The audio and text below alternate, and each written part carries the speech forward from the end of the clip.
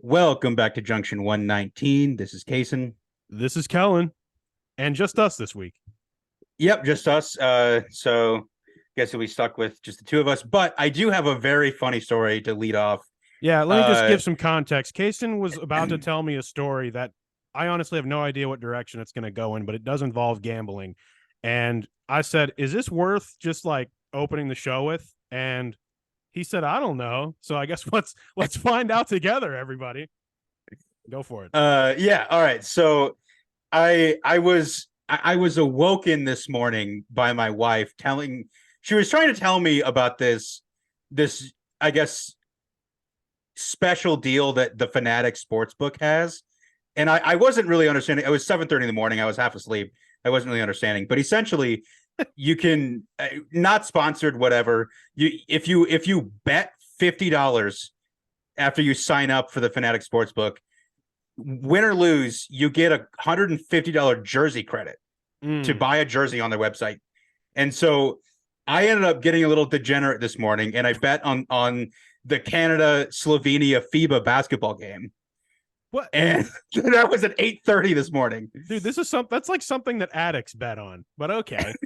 Like this was right. Okay. It was more of like I just wanted the bet to settle so I could get the jersey credit. I get that. I get that. And so I ended up betting on Canada. Canada won. So I won $13. I won my 50. So I won $63 back on my 50. And so I then got the jersey credit. And so because of that, and because I signed up, I got $100 in fan cash or whatever it is to the website. So I ended up getting a Jonathan Marchessault Stanley Cup patch jersey. Cool. That's $190 for free. Wow. Nice. Very nice. So it's I guess only available in like Massachusetts, Ohio, and a couple there's like only 4 states that it's available in. Well, see, that makes me wonder. That makes me wonder. I don't think they operate in all the states right now. So right. I mean, that almost makes me wonder if the gambling laws, of which they're going to have to catch up in some of these places, even where it's legal, what their laws on betting for items are versus straight money, straight cash. Right. Yeah. But I mean, all I'll say is that if you like to buy, if you live in one of the states that they operate in and you like to buy a lot of like sports gear and stuff, that's a great place because like you get fan cash to Fanatic's website just for betting, even if you lose. So and if you win, you get a lot of cash to get discounts on stuff. So I don't know. I just thought that was kind of a funny story. That is cool. No, that is got actually a little degenerate. I don't know. It's funny you just keep saying degenerate because I just think that, especially with all these stories coming out, and this isn't on our slate today, everybody, but all these stories coming out about everyone really trying to crack down on their gambling, not laws, rules within their respective sport places. I already see just so many slippery slopes coming through, which is a thing we can talk about another time. But we have football on the agenda today, primarily of week 1 of college football, and we got a follow-up of to open the show. We have a story follow-up that we're going to do, and then we're going to end with some pop culture as we always do. I sent Casen a lineup late last night and kind of tweaked it kind of immediately, but primarily college football is was back upon us this past Labor Day weekend, and sort of like we didn't really say, but like kind of in the spirit of the Labor Day weekend, everything's happening kind of like a week later or a day later. So we're a day later this week. This is probably the day that we're probably going to try to stick to, but honestly, as the football season goes along, we're really going to try to we're going to have to move things around because of both of our schedules. But nonetheless, we appreciate you joining us. We need to talk about the ACC, the Atlantic Coast Conference, because and I got more like the All Coast Conference. All Coast. I like that. That's really, really good. I had actually not heard that yet. And I have a question for you. Do you know what one of the many interesting things is about having a podcast with one of your best friends? Inform me about that. Okay, so the real answer to this question is a lot of stuff. That's the real answer. Yeah. But a more specific answer is that because you're always recorded and your takes, no matter how hot and cold they are always forever recorded. You can always go back and re-listen to some of the things you had when literally a month ago on this show, I said Cal, Stanford are not joining the ACC. I needed to revisit our show from the Pac-12 conversation because I said Mhm. that and I was wrong. It only took a month for me to be proven wrong.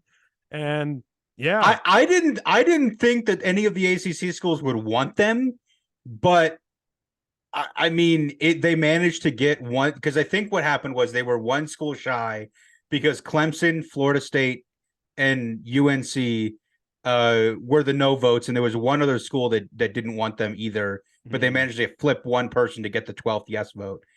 Of which, so I don't know if we specified, but it's Cal, Stanford, and SMU, we Southern didn't say Methodist, SMU. which, The which is in store's a few Dallas. days old now. Yep. Pony excess.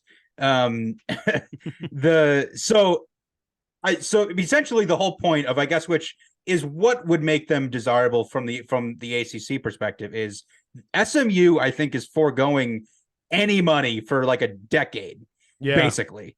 Yeah. And which they have oil money, they don't need it. It doesn't matter. They just want the exposure of being, in a Power yeah, Five conference. if you're familiar with college football at all, you're familiar with the fact that SMU obviously got the death penalty in the late 80s for essentially paying players for doing something that's totally legal now. Yeah. And Of which, if they did not, they would 100% be in the Big 12. They would 100%. If not, honest to God, if not the SEC. I mean, if they Yeah. I mean, some of the, like, Arkansas joined the SEC when the Southwest Conference folded. I can easily see a situation there because when SMU got the death penalty, it kind of killed the Southwest Conference because everyone suddenly were like, Yeah. oh, we don't want that to happen to us. So everyone bolted, and then the Big 12 was formed and all that stuff, if you know your history. They definitely do kind of feel like an SEC school for sure. But that's the thing. They were so good in the Southwest Conference that it's just like, I mean, many Hall of Famers, Eric Dickerson among many. And if you're one of these alumni who especially is older and has the money to spend, you look at this and you're like, if there's even a chance that we could position ourselves to get back to the Pony Express days, as they were known at their peak, take it. Which is why when I first heard that, some people were saying, wow, that just sounds like a crazy move. I'm like, if you know your history, no, it isn't. It makes perfect sense, actually, as to why specifically they are a school that would want to and have the means to do it and would totally do it.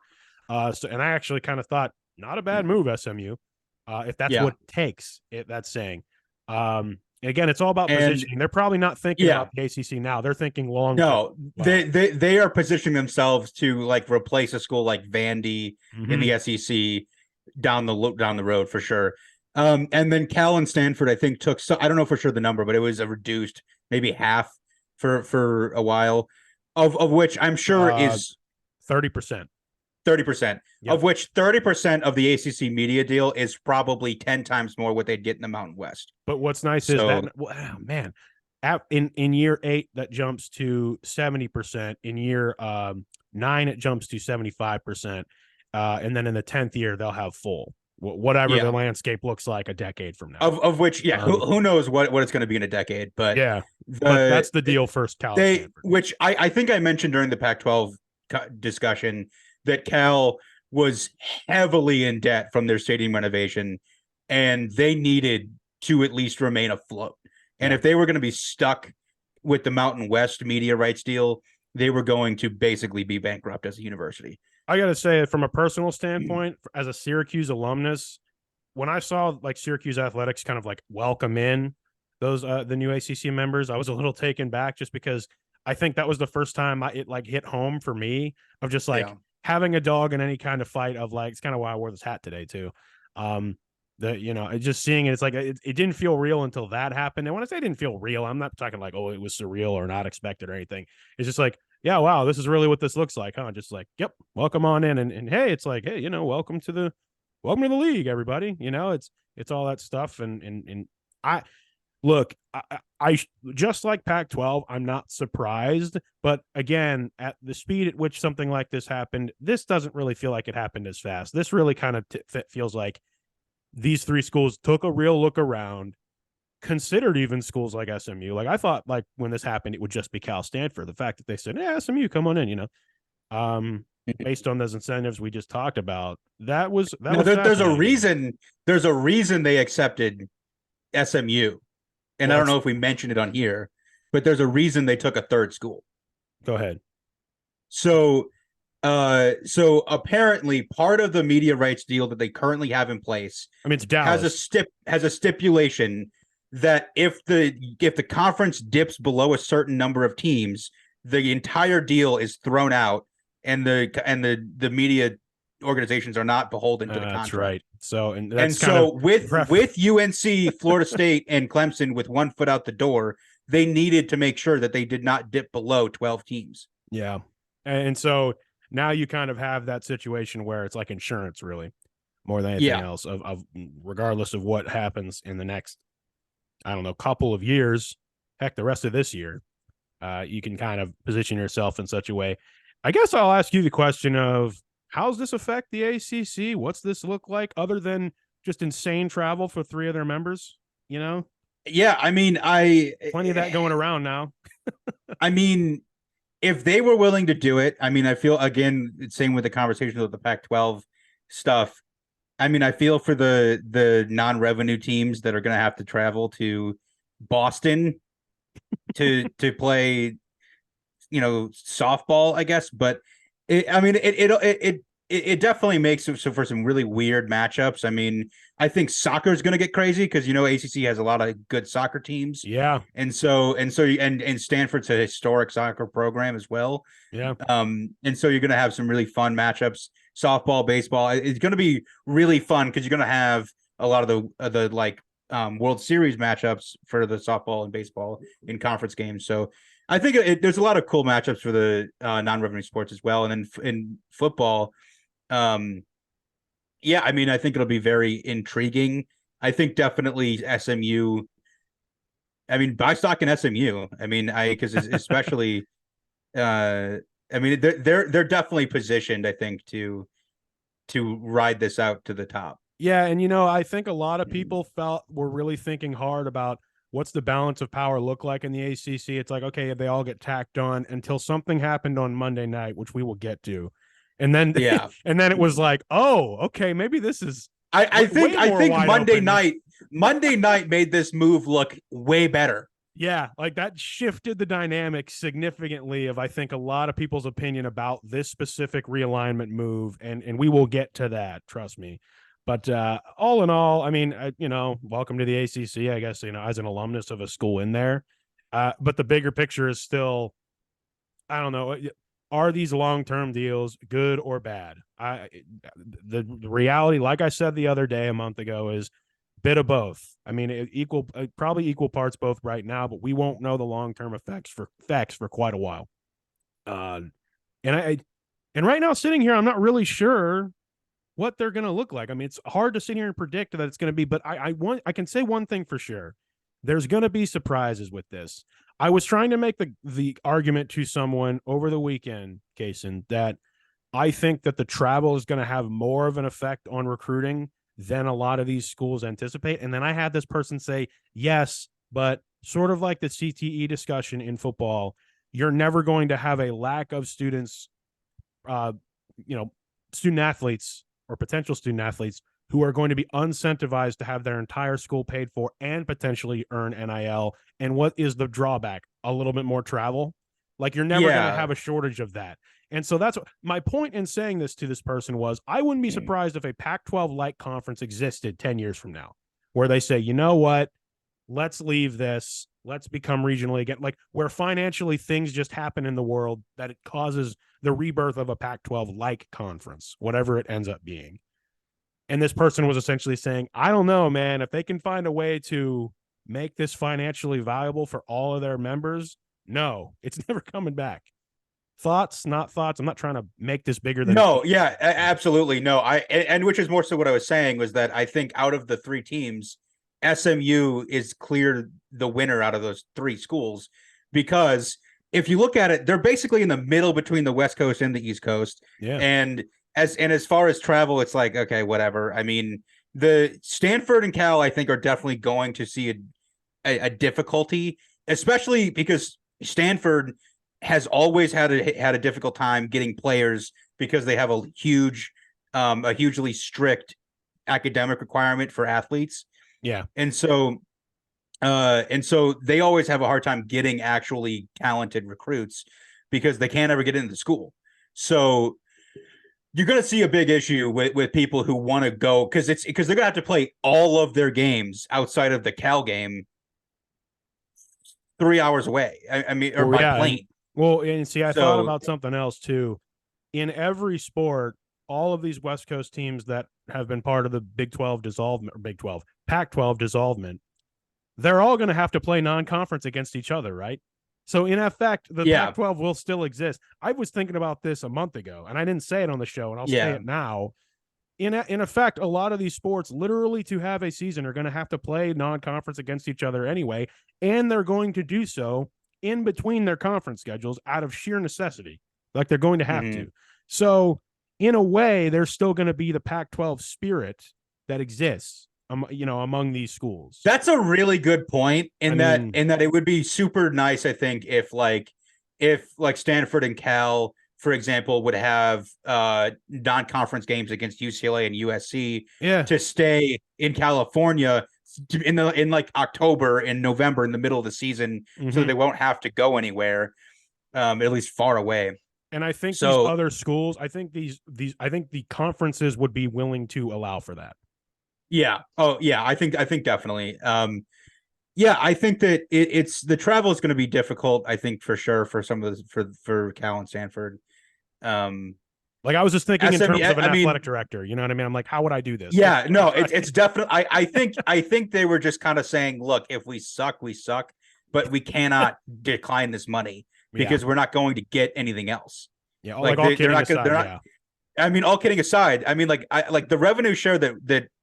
I mean, obviously, at the Mountain West is probably more, but the revenue that the MAC gets is like peanuts compared to anything else. Yeah. And so if you're saying even double or triple what we get, that is cents on the dollar that they were expecting from the Pac-12. Yeah, and like us, you and I being alumni of a MAC school, I mean, we having an idea of what that money looks like in relation to the money brought in, like the TV money, for especially like midweek action, like the amount of money that would bring in that would just keep everyone else not afloat necessarily, but the profit comes from that. You know what I mean? And it's just wild to see that, just that financial dynamic everywhere else in relation to football elsewhere, without getting too far into it. So I, for one, am looking forward to kind of seeing what happens. I mean, there's so much newness that starts next year in the college sports season that it's going to be kind of wild to see what the immediate effects are. And I'm more excited for it than I am not. The conferences, the expanded playoff, this is I guess what you could say. I think I've seen somebody call it this before. It's not my term. Somebody was saying this season is the one last ride of traditional conferences with, I guess, the current playoff format. Sure. Before things just get really off the rails. Off the rails. That's right. Because don't we get the 12 team next year in football? Yeah. Jeez. And I can speak upon this based on kind of like what I do for a living. There will be other tournament changes like out of necessity in other sports as well, because there's rule changes in other sports every single year. I mean, it's like part of the reason why overtime doesn't exist in college soccer during the regular season anymore. It's like a safety thing. Like rules like that are constantly being changed and tweaked and stuff like that the average just college football fan may not realize, but that does happen in other sports. So that excites me, like, just, as both a fan and just kind of administrative head. But at the same time, it's sort of like, yeah, wow, but like, what are the other implications of it and stuff like that? So we'll be here to talk about it for sure. Just wanted to get your thoughts on that. Are you ready to shift gears to college football, or do you have anything left to say about the ACC? Well, we're kind of talking about college football. Exactly. Yeah, let's get to the game. Like, it's not even really a transition. Let's just get to the games, because so how do you want to do this? Do you want to maybe pick a couple games to focus on, and then so we initially, I had this idea. Let me just go ahead and just say this for you and the listeners. There was a segment that we could do during the football season, and I won't say just college, or during the football season, like upset of the week. And it was actually suggested by a good friend of the show, Nate Glusich, like an upset of the week type thing, where you pick on upset, any context, NFL, college, whatever, to essentially talk about in anything. But because I think there's going to be such a crossover in like our regular just kind of takeaways from the first week and that segment, I think we can just blend it all together right now and talk about this. Just any game we want to talk about in any context, we'll do that. And then maybe at the end of this, we can say if that's your upset of the week or not. But this is not traditionally how I see this segment going forward. Is that fair? Yeah. Hopefully it's fair to all the listeners as well for this week, because I can see that being very funny where we pick things that aren't even football, like upset of the week. This thing happened, fun stuff like that, like 1 to 2 things a week. We pull in NFL, we pull in college and stuff like that. So long answer to your question. Let's just get into it. I mean, what do you want to talk about first? It was insane. Do you want to? I think you probably want to start with prime time. Oh man, Coach Prime. It occurred to me that in our preview show with other friend of the show, Matt, we were going to say what we thought Prime's first year was going to be, and then we actually never circled back to it. It was one of those things where when I was listening back, I was like, I think there was an errant comment by someone, but I was like, I really wanted to like give my 2 cents on how I think Coach Prime at, Colorado, his first season was going to do, because I would have told you then that I think they're going to be good. I don't know how good, but I think they're going to be really good. And it's because with all of the talking heads who, to their credit, this week we've had to hurt you in the last few days, Casen, you along with me, that like traditionally in their head, they're thinking about traditional college football, like, compute wise, it shouldn't work out this quickly. I'm thinking to myself, I think you guys are behind the ball and realizing because of the transfer portal and all the other things going on, it can work this quickly if you have enough cohesive minds behind you. I mean, everyone from the coaching staff he assembled to the NIL stuff to incentivize people to, if you're not good, you're off the roster, transfer portal. Like Coach Prime has embraced all the new things you can do now, literally all at once, and immediately has success. I never understood why people were saying they're going to be just as bad as last year.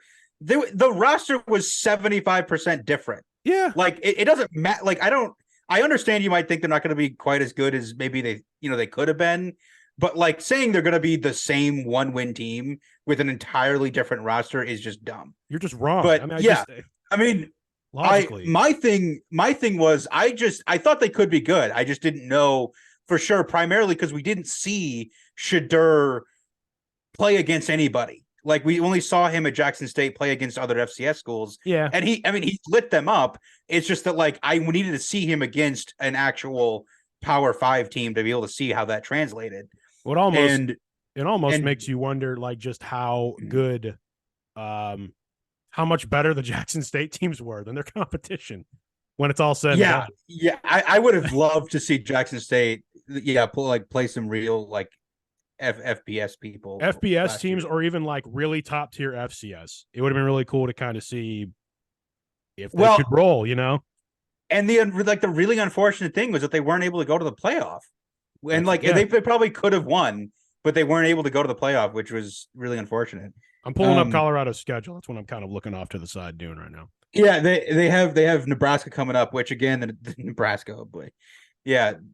Apparently it is a real thing that it's on track to be the most bet on football game of the year, pro or college so far. Well, I don't believe Nebraska was I think Nebraska was like -7 until the end of the TCU Colorado game, and then the line completely flopped to being like Nebraska +7.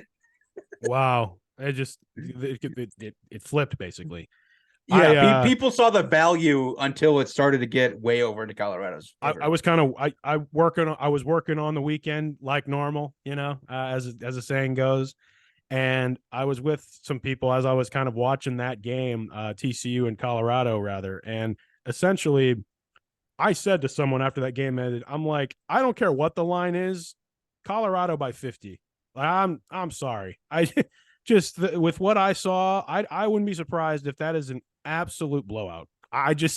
That's the difference. And it's not even necessarily that I think maybe on paper Colorado's as good. It's just they have a coach who can motivate them and truly has them thinking that they are national championship level good. And they played like it, completely unintimidated. Well, the thing about the Nebraska game too, which I watched most of the fourth quarter of the Nebraska Minnesota game, which was just downright disgusting football. That should have been like on HBO. It was parental guidance advised. I think it was like scoreless at halftime. I think it was just so gross. Just TVMA. It was only entertaining like the last 5 minutes. Wow. Because there was an incredible like catch with 1 foot out of bounds. I saw literally the field goal. That was the only thing. Like I turned it on and I was like, oh, so Nebraska's gonna lose. And it's a 1-possession game. Shocker. Anyway. Yeah. They lost with it because they threw a pick and it was like, oh, field goal, game over. Yeah. Yeah. So yeah, I don't think Minnesota's gonna. I mean, I think based on what I saw, I think Colorado's probably significantly better offensively than Minnesota, and so I think that Nebraska might be in for a rough night. I'm going to go ahead and just make a prediction. I didn't plan on doing this today, but because I pulled it up, I'm going to say and just say what I think Colorado's record could be at the end of the year. I'm not going to go game by game, but realistically, I only realistically see them right now, unless they come out and against Nebraska and look really, really like step back from last week. USC, they play at home though.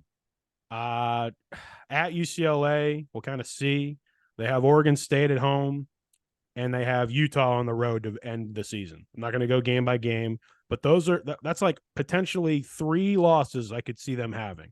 I could definitely see them being an 8 or 9 win team. That over for the USC Colorado game might be 100. that game is going to be right? Insane. I mean, it was a really high scoring game, and it looks like they need some help. They need to do some things on defense. And no, Hunter cannot do everything forever. He's not going to play 100 some snaps for every game. Travis, that it is the defensive line that they needed to get. I think they need to get better on the line in the trenches, because it's the defense is literally Travis Hunter and like nobody else basically. Yeah. So that was definitely going to be one of my upsets of the week.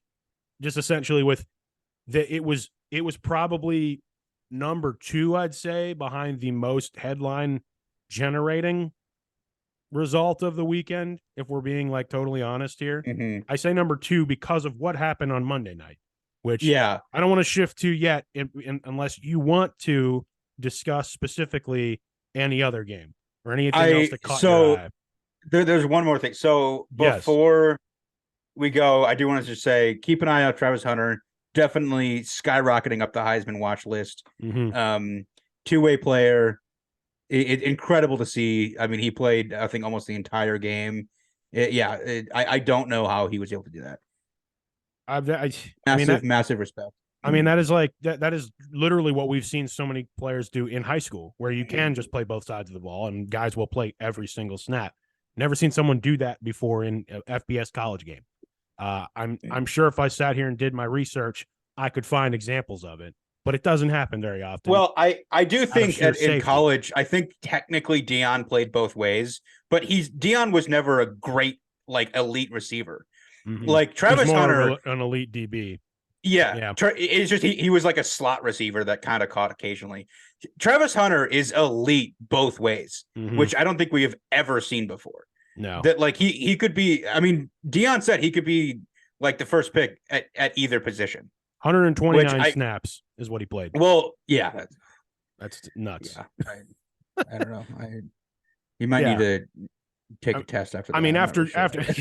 I mean, after your week 1, I don't see any reason why he shouldn't be your Heisman front runner. But anyway, I digress. Anyway, I will go ahead and get on to my upset. I'm going to split this out because I don't want to go straight into Monday, so I'm going to save Monday for a different category. I almost feel like we need that to be its own category. So my upset of the week is going to be. There were a lot of candidates because there were actually quite a decent amount of upsets. I would say my upset of the week for visually of what it stands for is Baylor. So Baylor played Texas State. Let me see if I can find that. Final score was 42-31. 42-31. State of So they Bobcats. got lost by 11 to Texas State. I mean that's tough. And this was Texas State's first win over a Power 5 team. It was on the road, obviously. It was by game in Waco. I mean, I just don't. I mean, from if you understand like Texas college football, yeah, there are like categories, and you talk like Texas and Texas A&M, or I mean, in TCU, even though like they're in like a top tier.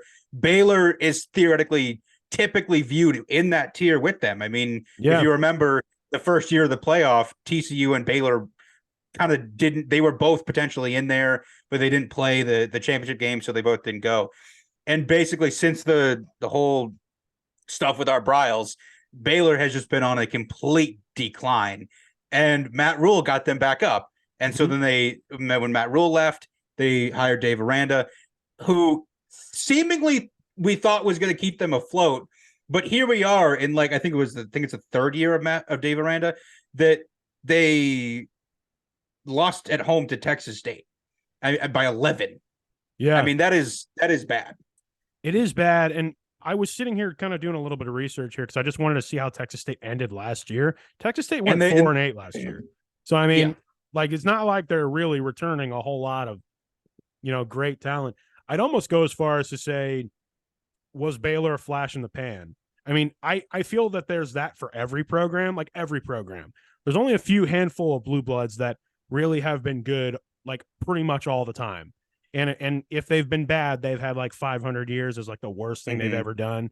I think of like the Luke Fickell, not fair Ohio State season, where your hands are tied. If I would compare Baylor, I'd say Baylor feels like Virginia Tech, where like they were relevant for a while, and then like here they are just kind of riding the coattails of other power teams in the conference. I'd go more aggressive than that, Casen. I'd say they're like Florida Gators. I mean, it's like the only difference with Florida is that like Florida was good in the 90s. Well, Florida was good in the 90s. They weren't good when I was growing up, and then they got good when Urban was there. Then they haven't been good since. So I mean, that's the point I'm trying to make, is that they had their era of time where it's like, I don't know. I mean, traditionally that's probably not the best comparison, but I don't know. I just one of those situations where you have a finite amount of time where you have really winning seasons. And once that kind of goes, especially in their case, the way it goes, what do you say? Well, I was just going to say, I think Baylor could be like the new, like Kansas, where it's like, if you look at who's all coming into the Big 12, they have to play Utah as a non-conference game this week. And so they're going to have to start playing Utah. They're going to have to start playing UCF. They're going to have to start playing Houston. I mean, they are quickly, I think, kind of falling to the wayside of relevant teams and relevant schools in that conference. Yeah, well, at least in college, at least in football, I should say. In football, yeah. Yeah. And I am actually going to, for the sake of just kind of talking about this some more, stick a pin in how Baylor does in the Big 12 this year, because I don't know. It's just because of some of the stuff we are seeing literally in the beginning of this season, especially with the transfer portal rules. I'm not willing to ever completely rule out a program's going to be bad forever, especially if you get the right person to come in and just completely change things, as we just talked about. Yeah, you can come back. You can come back up from the bottom literally immediately. So yeah, it's just the point I was trying to say was, hot seat Dave Aranda. That's all. For sure. That's all I was getting at. Well, I mean, I just feel like if you're a Texas football coach of any kind and you lose a game, you're on the hot seat. Well, that's also true. And I didn't say, listen, I know what people might have heard was college football coach in Texas. I said, if you are a football coach in Texas, you are on the hot seat if you lose. That goes all the way from the Cowboys to McAllen High School, Pop Warner, to Pop Warner. Pop not Warner. Even, Like I'm not even going high school. I'm going younger than that. So when I say that, like that statement. So So yeah, that being said, do we want to jump into the behemoth that was Uh, the only thing people were talking about so on Tuesday? this goes to our official clown show of the week: Clemson I love that. and Duke. So upset of the week. There's upsets of the week, and then there's clown shows of the week. I love that. Yeah, wow. Obviously, if you haven't heard it by now, the Clemson Tigers are upset by the Duke Blue Devils 28-7. Duke in Duke's house. They're in like the Raleigh-Durham area. I'll be honest with you. I didn't watch. I think I watched the very beginning of this game, but I didn't really care much because I thought, like most people, it was going to be a wash. And I don't want to. I don't really. I mean, I don't want a dog in this fight. I don't care. I saw the score. halftime. Yeah, I saw the halftime score, and I was like, "Oh, that's interesting." And then I think I caught the very end of the game. Yeah, I mean, much like Dabo Sweeney kind of referred to, it was so shocking to me as a fan. I was like, "What happened?" I was like, "Did we not show up? Did we try to throw the game?" Like, it was so nosedivingly awful that it's like, did the guys think it wasn't a game that counted? Like, I just yeah. Then I started to read and hear stuff, and I thought, oh, it all makes sense now. Really, really does. There are layers to everything. The first of which layer I really want to talk to you about, Casen, because of something you kind of said over the weekend. So Mike Elko's got that team really good in Duke. Duke, the football school now. Of which, by the way, Mike Elko interviewed, I think, several times for the Bowling Green job.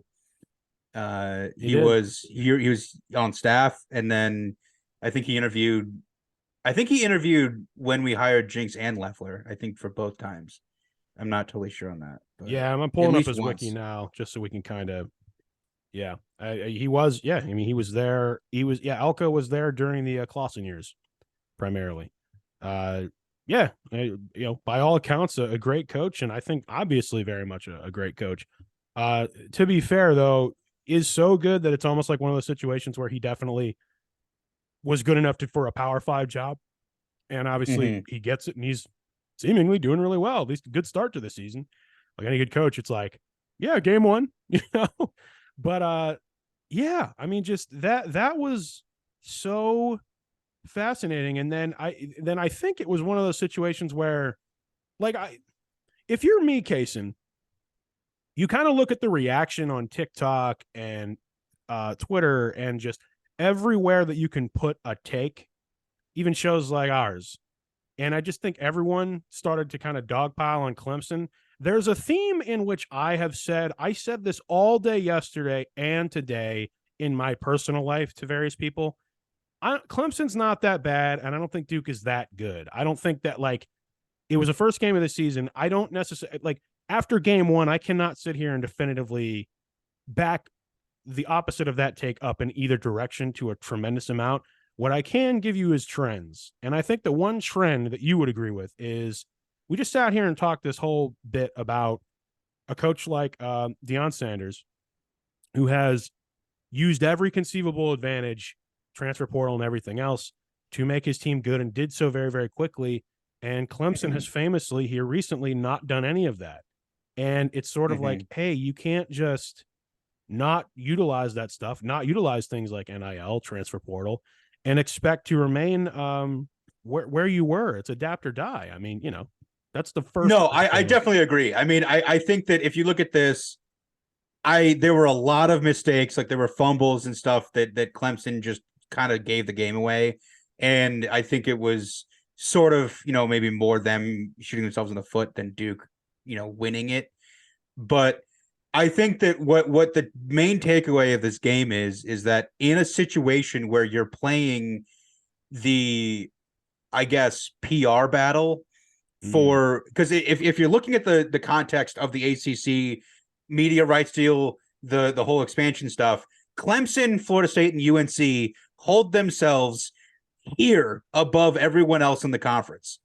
And they just went and lost to Duke. Duke's a little bit part of that too when it comes to basketball. Well, I'm saying in football. Sorry, I'm saying in football. Okay, yeah. But so I think what you're going to be seeing is that is that this was a really bad look for Clemson, who spent the entire offseason trying to like act, better than everyone else. That they are openly courting an invite from the SEC, basically, because they think that they deserve to be in there. And a lot of SEC fans are saying, "Hey, bring them on in. Let's do it." Yeah, Vandy too. Yeah.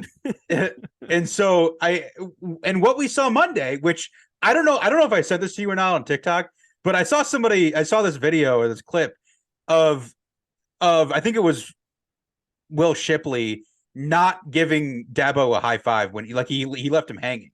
I saw like that. Dabo went to go high five him and he just like didn't respond to Dabo. And I just don't think those players like Dabo. I think there's a huge issue with that locker room, and I think they're just there because it's Clemson, and because I'm sure whether or not Dabo is going to say it or likes it, they're getting paid to be there. They want to the Clemson brand, and a lot of them I think went there or committed there back when they were winning national titles with Trevor, and so it's just they have 4 and 5 stars all around the roster. It's just the coaching is sort of a mess. Like they brought in Garrett Riley to put up some high flying offense, but if you watch the game, they were pigeonholing Garrett into basically calling the Clemson offense that looked atrocious last year. Like Cade Klubnik, he threw the ball a lot, but he was 27 for 43 for 209 yards with an average yard per pass of 4.9 yards. So he was throwing a lot to dink and dunks, but where was the down the field this was not a Big 12 defense that they brought Garrett Riley in to do. So what were they doing? It's interesting. It's almost like you're heralding echoes of, has Dabo lost the locker room before the season even started? Like, at least this year. I mean, it almost comes from an area of not just the X's and O's of what you just talked about in terms of no one really looking comfortable in their new circumstances, but it's almost like this situation of, do you have a locker room of people who aren't motivated to play for you, Dabo, because of the stuff you've been saying? Not necessarily just this offseason, but over the last couple of years. Like, Dabo is the biggest me coach I have ever seen. He runs down the field first, it leads the team out himself. Everyone else is behind him. Everything is I don't believe in NIL. That I need to get paid $10 million a year, but oh no, my players can't get paid. Right. Oh no. Right. I think that his incredibly anti-player rights stance made a lot of his guys kind of not enjoy being around it. Right. And we've hit a new situation. You said exactly what I was going to allude to. You cannot, in this day and age, with the kids who are coming up now, be the coach. I don't care how successful you've been in the past, that says, hey, I'm not for my guys getting what they should be getting in every single facet, because at a very fundamental level, that computes to both parents and players. This guy does not have my kid or my best interests at heart. And that's just where it goes to. And no matter how much they might say that, you know what I mean? And I just think that the coaches who are able to walk that line better than others are going to be more successful in the NIL and transfer portal era. And I think we're going to be surprised at who those people are and surprised who's not. And I think what happened on Monday night, Casen, are we making a bit of a mountain out of a molehill on the first game? Maybe. But we also have a podcast we do about sports. So we have to talk about some of these things and invite your opinions out there to our listeners in other places. But to finish kind of up my thought, I think that could be I think games like that, circle them, because that could be considered like a turning point in exactly what I and you are saying. The biggest thing I'll say is just that, for one, Dabo, I think, is coaching himself out of the Alabama job. I think because it's long been discussed that he's sort of the guy after Saban. He played at Alabama, right? He was there forever. I mean, he coached there from 93 to 2000. So after he played there. Yeah, I mean, he kind So of came yeah, up. and Yeah, he's from Birmingham. So he was definitely like a number one target, I think, if he was actually still winning. But yeah, I think his coaching style rubs a lot of people the wrong way. And if you look at it, so I was talking about Garrett Riley seemingly like not calling his own game. If you look at the other people, like they have two co-defensive coordinators. The one of which who's been there for 12 years, the other one was there for 8 years. And so they just promoted from within after Venables left. And so it's an incredibly like drink our own Kool-Aid type of coaching staff yeah. where like they have we're like the only guy that's from outside the organization. They're not letting do anything. It's like culture. They're making, you know what I mean? yeah. It's a huge culture problem. It is. And man, I here's what I'm kind of looking at here. Clemson has a couple of gimme games. At least they hopefully are to come up. But here in, I believe, the end of September, they play Florida State, who looked solid against another bit of a surprise for me this past weekend. LSU. I ate my own words on that one. I thought LSU was going to look a lot better than they did. And Florida State was very much the team that looked great in that game. The big thing also is that if you look at Clemson and LSU in a microcosm, both of those teams got waxed in the second half. It's not like they were in the game, like they were out of it by the third quarter. Well, and so yeah. And then they also play Notre Dame. But yes, yeah, that'll be a measuring stick because Florida State's going to be the Florida State team I watched and the Clemson team I watched. That's going to be a really tough ask for Clemson. You know, a team that I think I had in my playoff. My playoffs destroyed week one, whatever. But it does definitely hammer home I don't think you're going to see some traditional teams in the playoff this year. It's going to be, I mean, it also could be 3 teams we expect and 1 we don't, but I really think this could be a 2 teams we expect and 2 we don't kind of year. Sort of, not really like how last year was, but like some of these years have been. But anyway, pulling it back, there's a lot of issues there in Death Valley, and I'm not dogging on anyone in particular, but I agree with a lot of what you just said. And I don't know, man. I think this could be the like I said, circle that game as a turning point, because I think a lot of people would point to a lot of stuff leading before this past game to this whole past off season as maybe the turning point. But it's stuff like we just talked about for the last like 30, 40 minutes that has me so excited for the exact reason I was just saying when it comes to alignment, because I don't know, I'm seeing a lot more room for the Mike Elkos of the world to show how good they can make a place that's not used to seeing victories like they saw on Monday night. I really don't want to find out how insufferable of a fan base Duke is going to be if they're good at basketball and football at the same time. Well, that's going to be very, very difficult. Well, I had a thought earlier today that I said out loud, and a lot of the times I'm crazy, so I talk to myself all the time. But I said this to myself. I thought, I do that kind of in prep for the show.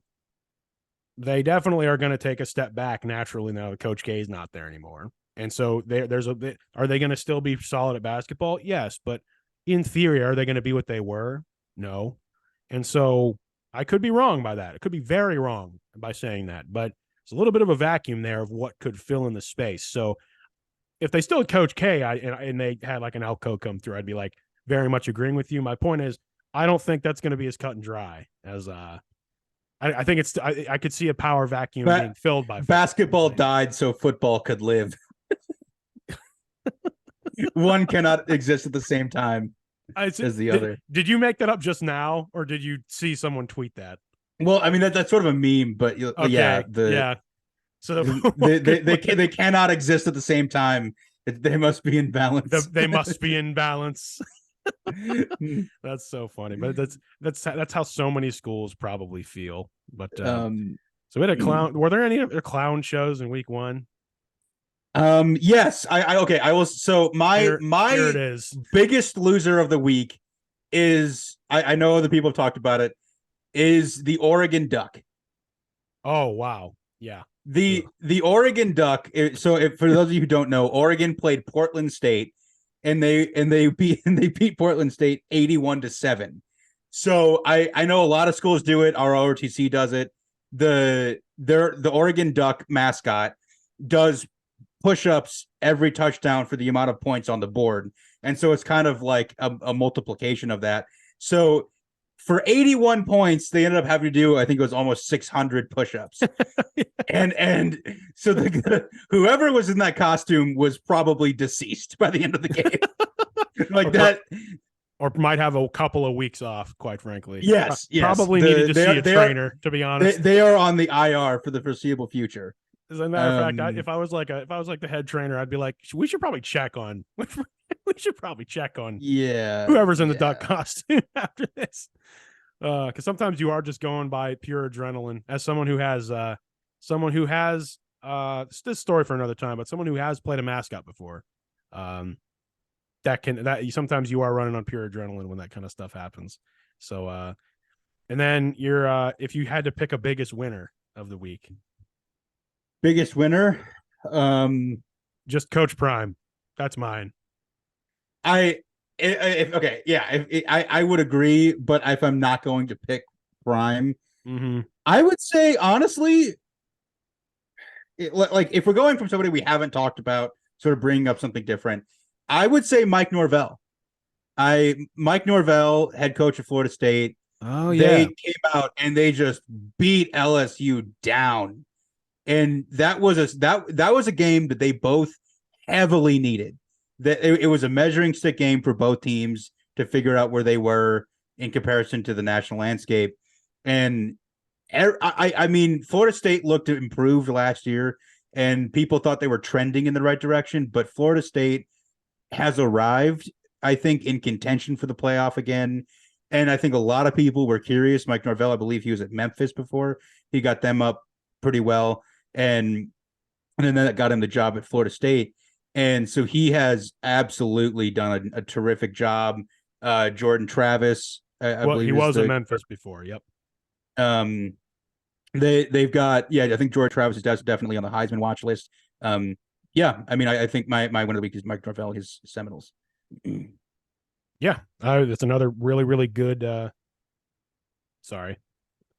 Very good choice there as well. I was trying to see when Mike Norvell showed up to Florida State. It was in 2020, which so many things post and pre 2020 with that being like the line of stuff. Florida State. So if you remember, they had that. I don't remember the guy's name, but they had that dude that was at Oregon for a year, and then he left Oregon to go to Florida State. And he got fired after a year. Yeah, because it just didn't work out, and it was one of those things where he was a Florida State alumnus, I'm pretty sure. And took that job because it was kind of one of those, well, I have to take this job because it's like my only chance at it, which people kind of dog people whenever the decisions like that are made. Personally, I totally understand it, especially someone in athletics, in and out of it. So I do get stuff like that. So I like that. I really like that. Something we'll do for future weeks is we'll maybe we can kind of formulate this into like its own formal segment, if you will, something along the lines of something we can, each kind of have pencil in something like that for each of these kind of categories. But, for the first real football week we had, man, it was really fun to kind of watch it all and know that see that it's like we have a platform to talk about it as well. I do have one more loser of the week. Just because I want to get this on the record to say this. Here we go. I would say the most depressing loser of the week would be Butch Jones. I don't know if you remember who that is, but Butch Jones was formerly, I believe, the head coach at Tennessee a while ago. He's currently the head coach at Arkansas State. And he went to Norman and lost 73-0. Yeah, so he was at Cincinnati for turn of the 2010s, and then Tennessee for a really long time, probably longer than Vols fans would say that they wanted. And then he went to Alabama where he was the he went to the Saban rehab. Yeah, he went. He did literally, and then now he's at Arkansas State, which is kind of brutal. So it just more of how the mighty have fallen, going from an SEC head coach to losing 73-0 to Oklahoma. Yeah, especially a usually pretty a proud program there at Arkansas State. So then again, I never blame any school of that level for losing that badly in any week, especially having rooted for a team who's been on the receiving end of blowouts like that. Just the economics of the sport. All that money trickles down from the top in a lot of ways. So yeah, solid, man. Any further ones to go through? I just had a look ahead. I think there's only one ranked matchup next week. Mm-hmm. And that would be Texas and Alabama. Which would be that's in Tuscaloosa. That's the What are only your thoughts real. on that? My Yeah, I thoughts think on that's that. the biggest game of the week. Yeah, it's like definitely the game day location. One of those things that was already like penciled in. It's like, okay, we'll be there. I think before I get into the actual game, I think it's interesting. There's a little bit of some drama going on with the band location. I don't know if you've heard about this story. I did. I'm not going to drag on too much, but if you're not familiar, Texas has a tradition where the opposing band and fans, they put really high up in their stadium, and Alabama really doesn't, by stipulation of like SEC rules, like certain lower bowl. But because of what happened with Alabama didn't send their band last year because those were the circumstances. So I think Texas, I don't know if it's even been decided yet. It's only Wednesday we're recording this, so we'll find out what happens there. But Alabama was essentially planning to do the same thing to Texas's band if they were going to make the trip. So we'll see whether or not they make the trip based on the circumstances. So a little bit of drama with that. Former bands member myself, I pay attention to things like that because got to treat your band members well as well. Mm-hmm. And for the record, bands usually treat each other well. I mean, we compare ourselves to each other, but bands are usually friends with each other. So it's a different kind of relationship. But like I wouldn't be surprised if you interviewed the band members at both schools, they'd probably both be like, look, we're not trying to get at the other band. Like we'd rather be there to see them and meet them. But and that's the kind of stuff that the traditional college football fan, if you don't have band members in your circle, would not understand. But that is like a marching band thing. So anyway, I digress. I think it's going to be interesting. I think both teams are teams with a lot of question marks. My gut says Alabama will win. I think that if it's a really good game, though, it'll tell a lot about both teams. It's sort of like, how is Texas? How does Quinn Ewers look? How does the latest Saban squad look? I just think, especially in a offseason where Alabama essentially, by all intents and purposes, at least PR wise, was dethroned by like everyone in the sport. I think a lot of people were coming back into this season saying, okay, Alabama's going to be on the warpath again. And I've been one of these people saying, in theory, yes, they should be, but things have changed now. The landscape's different. And there's a lot more incentives for it. Like Georgia's the team right now until they're not again. And so that's kind of what I'm more curious about. The measuring stick of there's a fascination with this game of I don't think anyone expects a blowout of any kind, but I don't expect this to be like a clean game in terms of anywhere on it. Execution, defense, offense. That's more or less what I'm thinking about this. This also right. Yeah. That's I think as far as this game, it could probably decide the season for both of the schools. Loser probably is not in playoff contention anymore, and winner would be favored to make the playoff as of now. There's a lot to be decided, but one loss granted to each other could be end of the contention for that. So yeah. Yeah, I think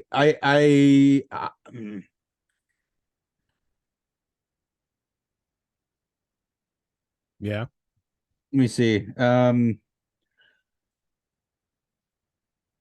Yeah, I think Alabama's going to win. What's the line on that game right now? For some reason, my -7 Alabama. Yeah, that seems about right. So yeah, so I just don't. I have not seen enough from. Yeah, I just have not seen enough from Texas's defense to suggest that they're going to be able to actually win that game. I think this is another offense. Even I mean, Texas won last week against Rice 37-10, and Alabama beat Middle Tennessee 56-7. Yeah. I mean, you could probably say Rice and Middle Tennessee are comparable opponents, and I mean, Alabama won by a significant margin. Yeah. A significantly higher margin. So I will say this. The one thing I don't want us to not mention is that I think a lot of Texas fans are looking at this as a measuring stick for them going into the SEC, which would be next year, yeah. correct? Yeah, Mhm. that's when their change kind of happens among all of the realignment. I think that and any kind of matchup like this is really kind of like okay, what do we look like against Alabama than now? If as weird as it would sound, if Texas loses this game, Steve Sarkisian is fired, and he is not the head coach going into the SEC. See, I don't agree with that. I do. The reason I very much disagree with that line of thinking is you cannot hold a week 2 game against Alabama against him that heavily. Then I'll say he's on the hot seat, and I think the athletic director would probably highly suggest he make a coordinator move. I can see that. The other thing is when you're entering a new conference, I honestly just wouldn't want to rock the boat too much, especially if you look good the rest of the season. Like that's completely that counters everything I think you should do. To hold this is like, well, you didn't beat Alabama, you didn't beat one of the top 3 teams in the country. So, but you won the rest of the season, so you're fired. But that also is a very Texas thing. It's a very Texas thing, but that's the thing that Texas is going to have to make compromises on if they want to even have a chance in this conference here in the coming years. I mean, like, look at the last 3 coaches they fired because they didn't win the national championship. I get it, but the circumstances are different now. So we'll see what happens. I don't think you're out of line in suggesting that could happen. I think they'd be out of line if they were even thinking that. And I think Texas fans would be out of line if they're thinking that. Like, okay, if he loses by 7 to this team, okay, if it's blown out by Alabama, but he wins out, you're really going to fire the guy? No. You're really thinking about it? I don't know. The whole don't change horses midstream thing, which is not a good, even sort of good comparison for this situation. But you don't want to rock the boat too much, especially with all the newness you're going to have to deal with all at once. So, yeah, I think Alabama wins as well, Casen. So, are we moving on? Most sense. Are we shifting gears? Yeah. I mean, I think that we there's a couple stories that sort of surround college and the NFL, sort of, that I wanted to at least mention. Yeah. They're not super long, huge stories. So I just sent this to you this afternoon. I think I mentioned this before. I think we at least talked about this possibility. I really wanted to talk about this as well. It officially came out because his dad actually made the comment that Caleb Williams, star quarterback for USC, could come back to USC next year if he doesn't want to play for the team that has the first pick. Mm-hmm. And I mean, this is going to start happening. And I think that these NFL teams have to realize, because if Caleb Williams is making $15 million a year playing college football in LA, he's not going to go to Phoenix to lose 15 games for $20 million. Like, what is the point? Like, right. I don't, we don't have to read the statement on here. I think we can just say, hey, go look it up yourself. But his dad essentially alludes to more than just the obvious financial incentive to want to play one more year in college with the NIL money he's making. He talks about how, and this is a little weird, and this is really what I wanted to get into with you with this conversation. He talks about how the situation you enter in the NFL is like a lose. Like, you're not necessarily going to the best thing. He's talking about how you're often going to a bad organization, not a great situation, a team that went winless, whatever. It's almost like you're set up for failure. And as a Steeler fan, I can sit here and say, yeah, usually that is the case, because those are the teams at the bottom. Teams like the ones you root for, Casen, have been in that situation before. Yes, the Cleveland Browns. And not that the Steelers couldn't one day be in that situation, God forbid, knock on wood. But my point is, yeah, that's kind of how it works, though. I mean, that's not changing. You need an incentive situation to where your worst teams can get better, and your bad teams can get worse. I understand you saying that as a father and as someone who cares about someone else, but his statement's not going to change the way the NFL works. You know what I mean? We're not going to hit his. You still need the parity to exist, but that is the situation. But I think more he's making the point of, you guys don't understand why would I suggest that my son should go and make that move until he has to, essentially. Yeah, exactly. And I mean, and like the parity, like the worst team having the best pick to get the best player is the only way to make the league like have equal parity amongst itself. It's just the problem is that there's so many bad owners with bad front offices that are just completely dysfunctional, that have no idea how to handle rookie look at quarterbacks, and they have no idea how to be a sustainable organization. Right. So like, and like, you can't do that. Like, you can't kick out owners right. for being and bad. And that's why I've never, ever been a huge person who dogs certain organizations for, why didn't they take this player? Oh, they could have drafted this player. Oh, they could, like, that's low hanging fruit in a sports debate about drafts, in my opinion. It always has been, simply put, because so much of the rookie's success is actually out of their control when it comes to the sport. A lot of it is in their control, but there's a decent amount, especially in football, where it really isn't. And you really have no control over who drafts you unless you are the literally two examples where you played hardball, where like John Elway did it, and of course Eli Manning did it, where you have enough leverage to say, no, I don't want to play for that team. I will say Caleb Williams could be one of those guys. I'm trying to imply. I mean, you remember, I mean, this has happened before. I mean, the was it? I think Elway didn't go. He didn't want to play for them. It's Elway and Eli. Those are the two main famous examples.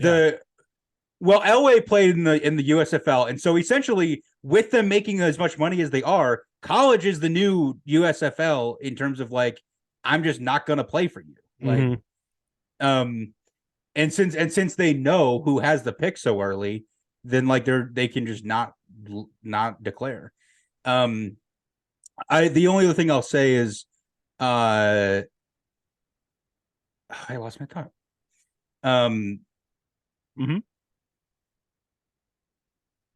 I don't know. Anyway, I completely lost my thought, but it'll come back. But I just to clarify, no, John Elway did not play in the USFL. That was something Jim Kelly did. Jim Kelly. That's right. That's right. Jim Kelly. I think that's who you were thinking of. Decided to go play for the Houston Gamblers, literally because he didn't want to play in cold weather. Ends up having the most legendary career for the Buffalo Bills, like, ever. Yeah. which he even jokes about. You know what I mean? Up to and including their current quarterback, who's like the first most beloved guy since him. But that was the same draft. The whole Elway to Marino 30 for 30 goes into all that. Highly recommend if you somehow haven't seen that up to this point. But anyway, going back, you're right though. I think you're right on what you said. There's the new USFL option is to stay in college longer. I mean, I've talked to athletes who essentially wanted to continue their eligibility in any situation it made sense, so they decided to go the grad school route. Grad transfers, I say, I'm a big proponent of use up your eligibility for as long as you can, simply to stay in college longer. I mean, it's a different beast when you enter pro and whatever it is you're doing. And so many regretting stories have happened of like, I wish I would have played one more year or 2 more years or whatever, or had the experience. I mean, heck, even LeBron said he wished he had at least 1 year of college just to know the life experience. You know what I mean? So, and that's not exactly maybe the best example, but my point is there's a system in place now that we've talked on about, and we will continue to, that allow for the Caleb Williamses of the world to make that money and continue doing what they love, and not necessarily you can stay at the top of the league you're in, so to speak, until you have to be potentially at the bottom of the next one. So yeah, I'm actually a little bit more surprised that you don't have anything to say about him being like a coddled athlete or anything, like you said before. Well, that's a very good point. That's the one thing I wanted to ask you about today. I definitely understand the suggestion that like he's being a bit of a baby about it, of like, I don't want to play for this team, so I'm not going to go. But like at the same time, every single first overall pick probably would have done the same thing if they were making as much money as he is right now. Exactly. Like if Trevor had that option, do you think he'd want to play in Jacksonville? Like At the time, no. For Urban at the time for Urban. I mean, do you think Baker Mayfield would have wanted to come to Cleveland? I mean, you know what I mean? I know what you mean. I know what you mean. So I think that definitely for the situations, all of the recent guys, had they been in the context of that, would have done the same thing. And I think that you just have to look at it as a lens of like it's a completely different league now. It's a completely different world we live in with NIL in college. And so I'm not going to fault anybody for taking advantage of it, because especially for somebody like Caleb, he's probably making more money than he would in the NFL right now. Yeah, so, and depending on how it goes, maybe ever in the NFL. So I mean, outside of the signing bonus he'd get for sure, because I don't think he's probably making that much money. But like his actual rookie deal, I'm sure is significantly less than what he's making now. Yeah. So something to definitely keep your eye on. I don't want to preview the NFL season because we did that last week. I will just mention I did have one more story though. All I'm going to say is NFL season kicks off this weekend, and we'll be able to talk about it next week. Yep, absolutely. So before we head into the next thing, I had one more sort of college related story. So I don't know if you saw this, but Gervin Dexter, former Florida Gator, has filed a lawsuit against Big League Advancement Fund, which I guess is some sort of sports agency sort of thing that apparently set up his NIL deal at Florida last year. And so Gervin Dexter's a rookie, and so he had an NIL deal last year in his last year of Florida. Apparently, the contract that he signed with this Big League Advancement Fund entitled them to 15% of his earnings for 25 years and 15% of his NFL pension for the rest of his life. Wow. And he's suing them for basically defrauding him and lying about the contract and being predatory over the context of the situation. Yeah. So I mean, we just talked about Caleb. This is the other side of NIL. I mean, that there are, I'm sure, many other bad actors that are trying to prey on these kids to take advantage of them. And you run into a situation like this where I don't know how long Gervin Dexter is going to be in the league, but if in the context of if he ends up making a big deal or getting a big deal, $100 million or whatever, I mean, saying that the person who got him the NIL deal in Florida is entitled to $15 million of that contract is ridiculous. It is. And that all I'll say is, just to kind of wrap this up, is this is exactly what you and I and many others in college football fans were telling you for a long time is going to happen. You're going to have major winners and you're going to have majorly bad horror stories. And I'll tell you what, this is a fraction of how bad it probably will get for some of these guys. That's just the reality. And all I can say is, anyone within the sound of my voice, if you have people who are negotiating deals like this that are still genuine kids, especially at the NIL level, agent them up and make sure people are surrounding them that aren't trying to take advantage of them, because it absolutely will happen if you're not careful. And I also will say, I don't care who you are, it can happen to anyone. As another point of that I'll add. So absolutely. We're getting kind of late into it here, and there's like two more things on the lineup that I don't think will take a whole lot of time. I just wanted to make sure that we address both of them. Yeah. I think it's a good time to head over to the pop culture section. We're going to the pop culture section. There's only two bullet points I have, and the first is, and I'll open us up, is I have started Ahsoka. I started Ahsoka on Disney Plus. I don't say that to sound condescending. I'm just saying that a lot of people in my circle have been bugging me to watch this show. I started it. We are recording this on a Wednesday. I have not seen episode 4 yet, which apparently blows the doors off everything. I've seen episodes 1 through 3. It's fine so far. I feel like that's going to make a lot of people mad, but like right now, it's fine so far is my overall take on it. That's a very different opinion before seeing episode 4. Yeah. I definitely see where you're coming from. But yeah, that's fine. Yeah, okay. Yeah, I will Listen, save my takes yeah, without episode 4, but it gets crazy, it gets insane, right. and where we're going is a little off the rails. Right, and is a little off the rails, and I'm sure it is. And I'm if you were waiting with bated breath to get my opinion on episode 4, I drastically apologize, but I don't think anyone who really listens to our show is at the moment. But I will say that so far, Ahsoka in a lot of ways has been exactly like I would be writing this show. Introduce players from the past, and so for all the fans of Rebels and Clone Wars, lightly reference their past relationships with each other in a way that diehards can say, "Oh, awesome," and people like me can say, "Oh, okay, that's their relationship, cool." Um, and for the most part, just really well write the show. I'm not giving a spoiler warning because I'm not going to put any spoilers out there. It so far the one thing I did say to you is that so far the title character is my least favorite character in the show. I know it's going to make some people sick, but for someone who has no background of Rebels or Clone Wars, and no, I'm not watching them. I said that a few weeks ago.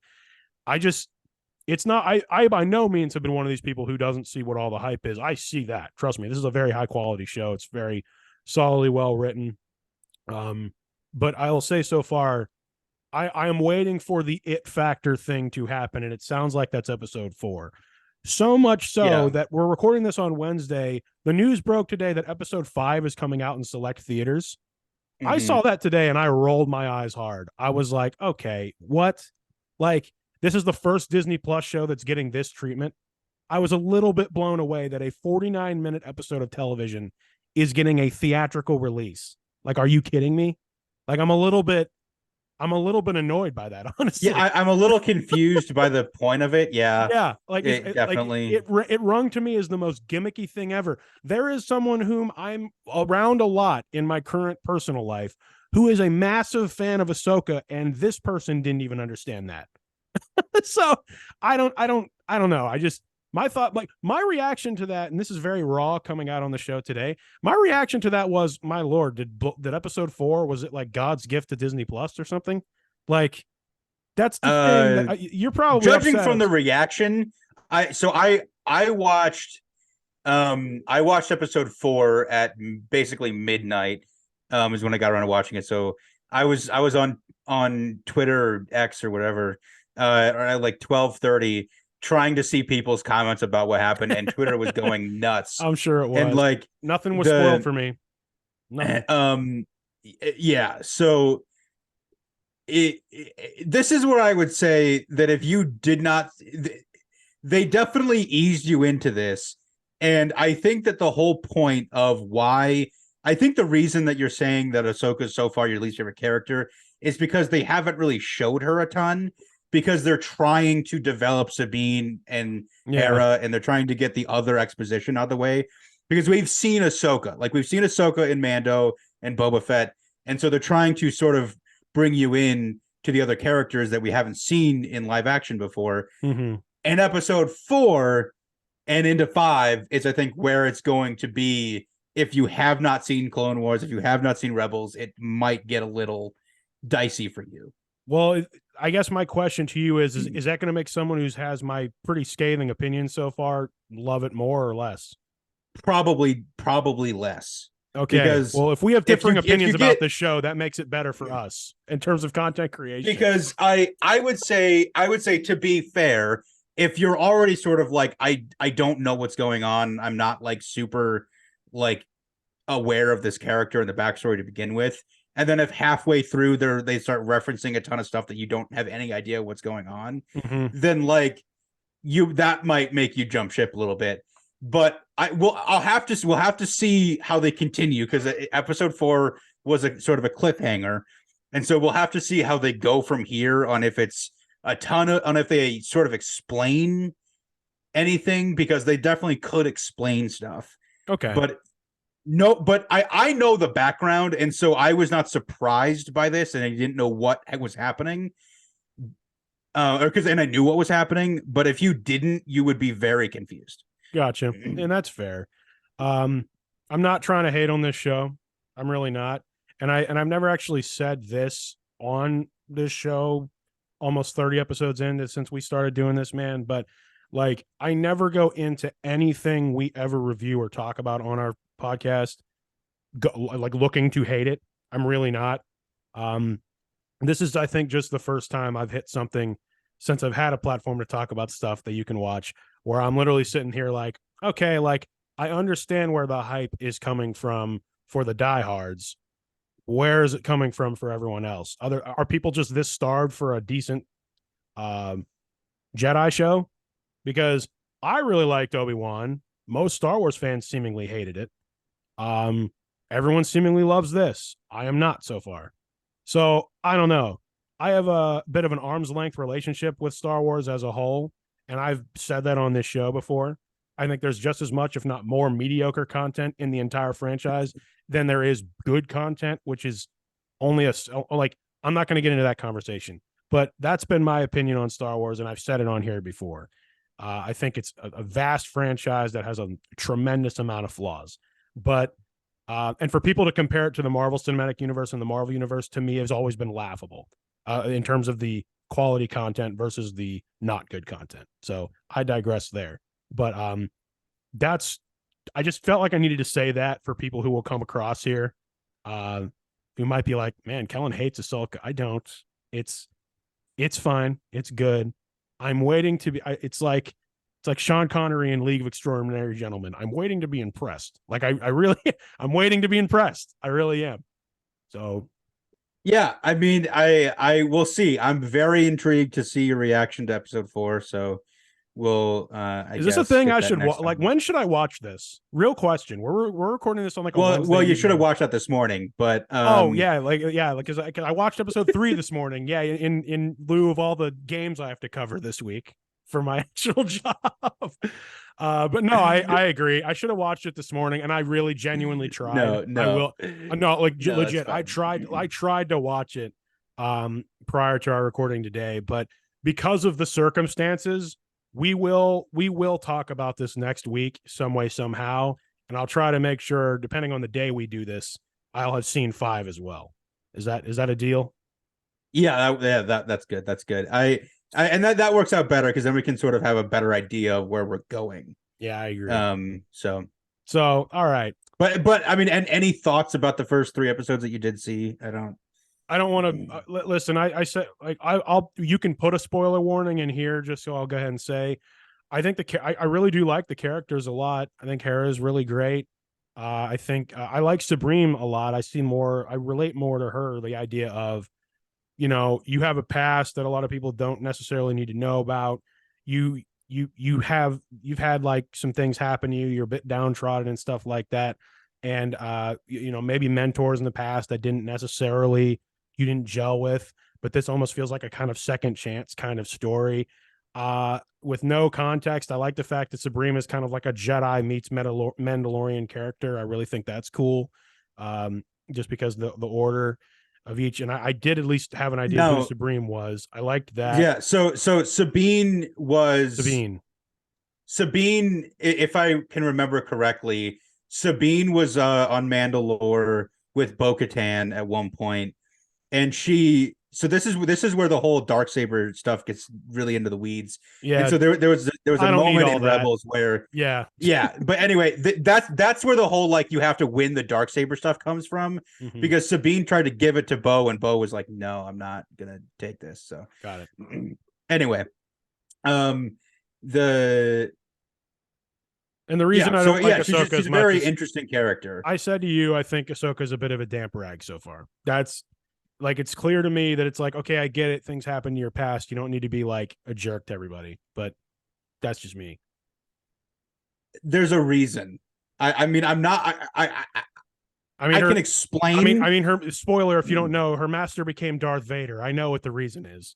I mean, I get that, but you're probably referring to something else I don't know yet. But that's like the big thing that happened. Like, I think your literal master became the most evil person in the universe. Like, that would mess anyone up on a very. There's a different context too of other stuff that happened later in Rebels. But even if you go back to Clone Wars, sure, like she definitely has a very particular opinion, because she doesn't even consider herself like A Jedi. like Yeah. a Jedi, because of the whole, like, she was accused of murder, and she was essentially like thrown out to the wolves by Yoda and Mace Windu and stuff, and so she left the order. Yeah. And so she's basically sort of just like a force user, um which is what puts her in this really weird category of like unique person. There's one giant thing that she did say, and we already put the spoiler warning in there. There's one thing that Ahsoka does refer to in that episode 3 that I'm like, yeah, it's when the droid,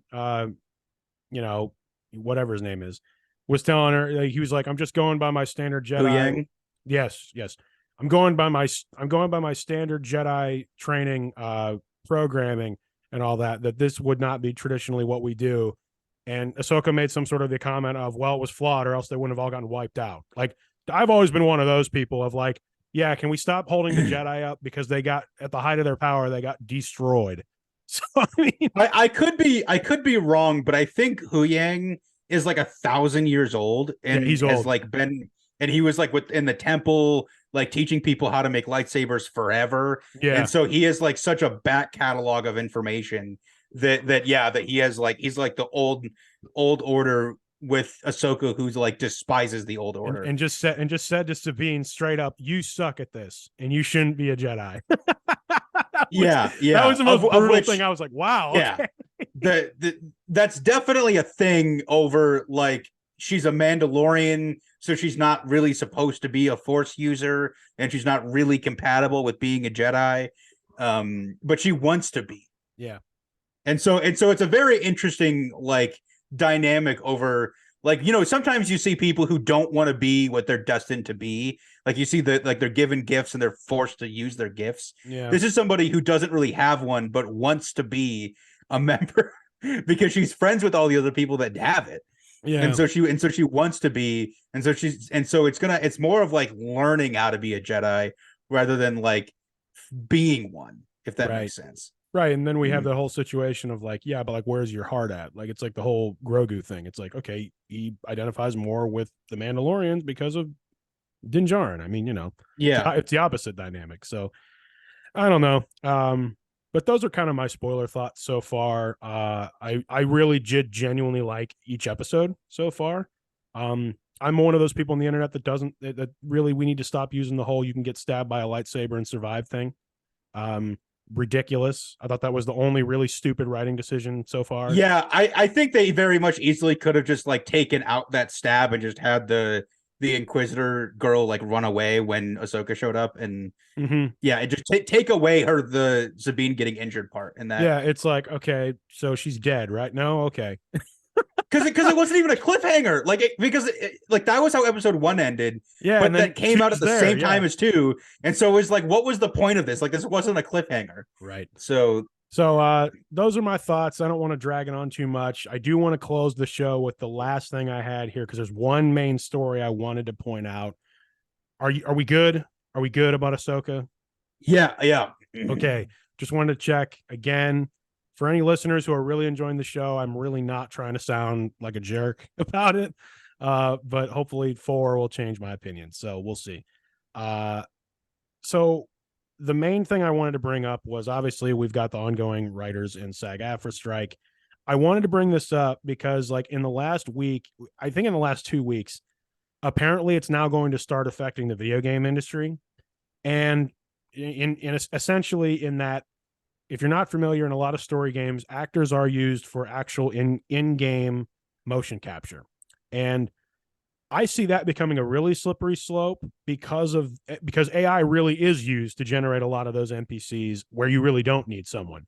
But for realistic facial movements, you still do need, like, you see people sit down and they put the little balls on the face and all that stuff, like the mocap things and the triggers and all that. And it's like one of those things where it's like, and they do like those high orient scans. I mean, the technology has come such a long way with that. And now I'm kind of sitting here thinking to myself, the bigger thing I wanted to talk to you about, Casen, first off, what's your reaction to that? Because I'm going somewhere with this. There's a reason I wanted to bring this up. My reaction to the delays in... Well, that's the delays are a whole other thing. We now are seeing major things being delayed. That's kind of the other side of this story. But I guess your take on both the delays and the video game stuff. So yeah, I mean, I think that everything's really a huge mess as far as like the video game industry to begin with, because you've seen all sorts of different things about the developers, being overworked, and I think the developers could go on strike depending on how that goes. It's a rough industry. Like, it's got its own issues. It's massively flawed. I mean, it's sort of along the same lines of like on the heels of the Marvel VFX team trying to unionize because they've been overworked.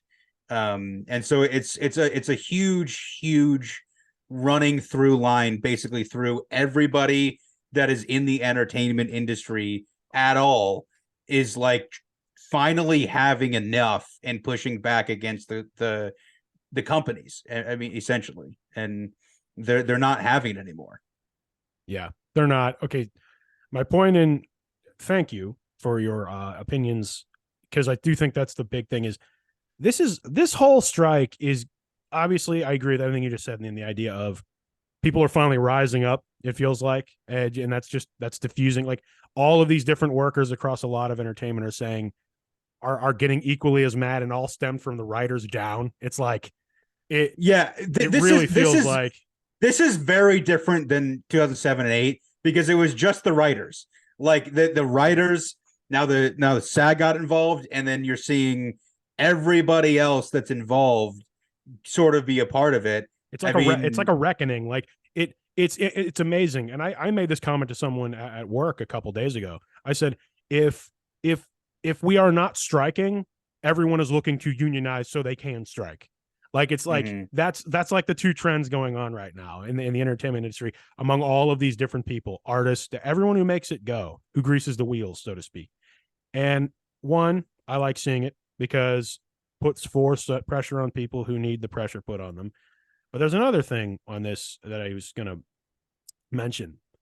The strikes are now hitting such a point, all of them kind of collectively, Casen, where one, I still sit here, have no clue how long it's going to last or what it's going to take to end them. No, that hasn't changed since we last talked about it, so I won't get into that. I mean, it's after Labor Day, and we're no closer to a resolution than we were when it started. I absolutely believe this is going to push to the holidays now. Like, it's going to be the rest of 2023. I would be genuinely shocked. Yeah.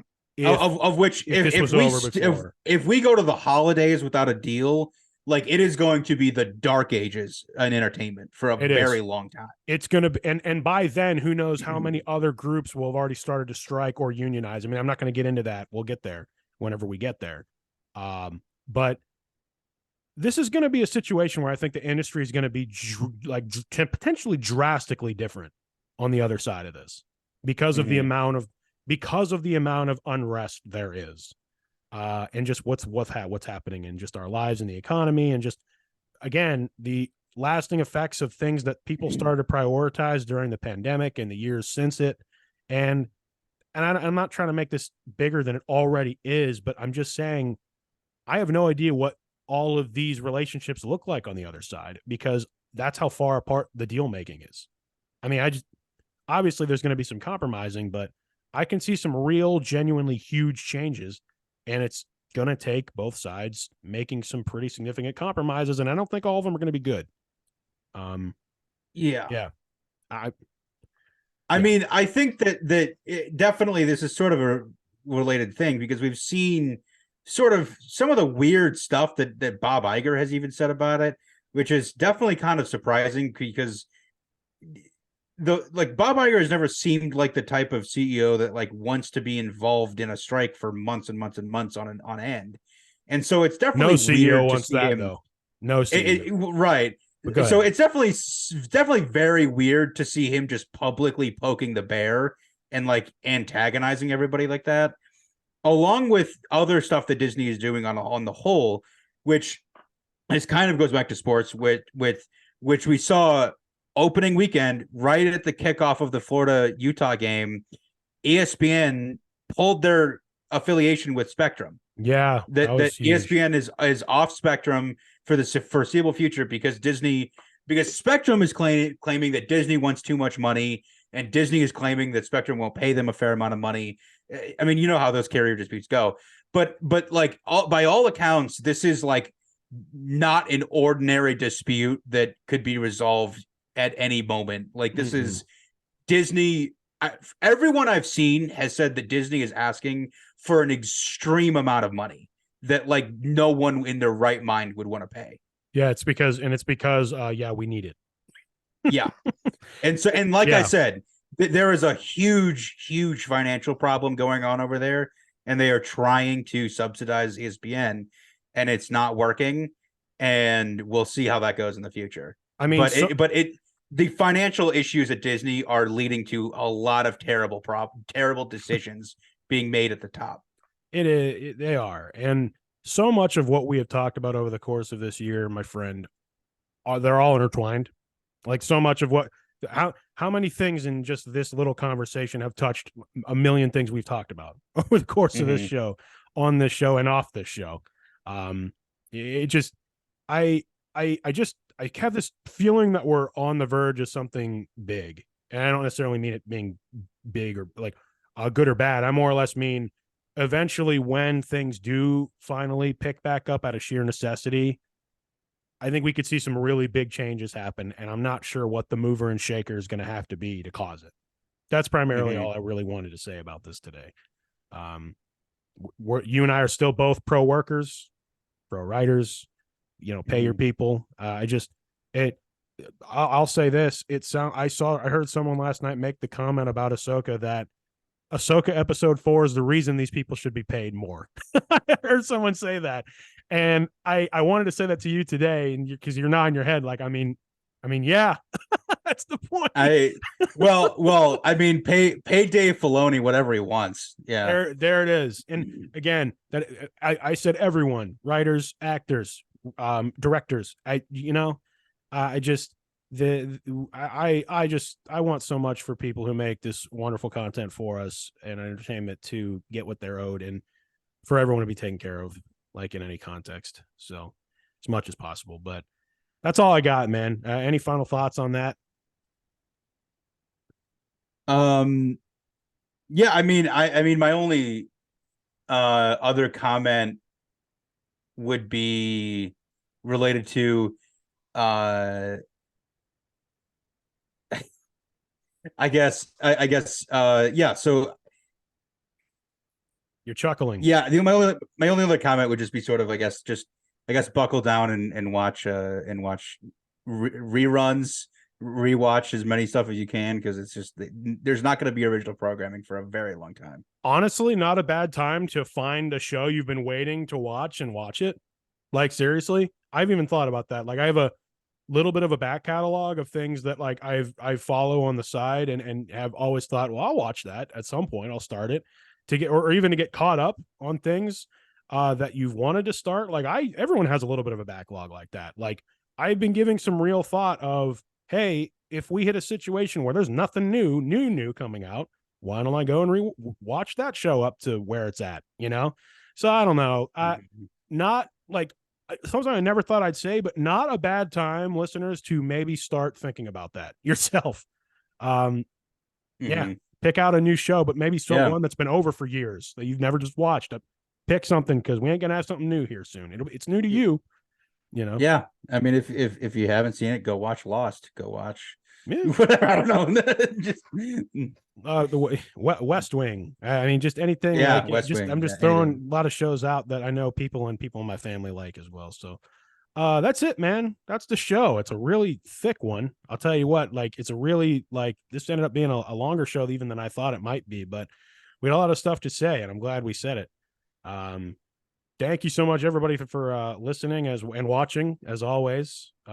Someone made a comment to me, Casen, that I'm trying to center myself on my screen. So like if you see me move the mic, that's like why. But like I have the tendency to like move around myself, so I've got to like slide this thing back and forth. So it's like, yeah. But yeah, we'll be back next week. Enjoy your NFL Sunday if you can. Yeah, we'll be back next week talking college and pro football. We will, so indeed. We'll have quite a lot of football to talk about next week. The other thing I'll say for our listeners is we're going to have to prioritize some stuff. So if we don't talk about a certain thing coming up, and you'll know why. Casen and I we've gone through the dog days of summer, and now it's summer, and now it's like, okay, we need to prioritize certain things for fall. So, yeah. Any final thoughts, my dude, on that? I should say. I think that's it. I mean, Thought you'd say something like we've talked plenty. Thought you'd say something like "Go Brownies" or something. I go Browns. I hope we don't lose. That's most of what Yep. And here we go, Steelers. I hope we don't lose. I hope that is literally the mantra of every sports fan. All right, go such and such. I hope we don't lose. Seriously. All right. Well, pretty much. Hey, this is Kellan. This is Casen. And we'll see you as always at the next stop.